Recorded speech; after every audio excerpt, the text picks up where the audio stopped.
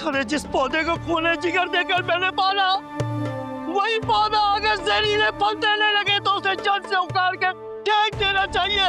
मैं तुम दोनों को नहीं छोड़ूंगा। क्या कर रहा है साहब? क्या कर रहे हैं आप? क्या कर रहे हैं? खुदा का वास्ता है रुक जाएं। हाँ, अरे माफ कर दें इस बार। अपने बच्चे, बच्चों से गलतियां हो जाती हैं, नादान हैं। आखिर है तो अपनी इज्जत ही ना। आप जरा सोचें, एक बार तो ये खबर घर से बाहर निकल गई तो फिर पूरी दुनिया में फैल जाएगी। और जो बर्तन एक बार चौराहे पर टूट जाए उसके टुकड़े कभी इकट्ठे नहीं होते। खुदा का वास्ता है रुक जाए अजीम। अरे जाओ यार तुम।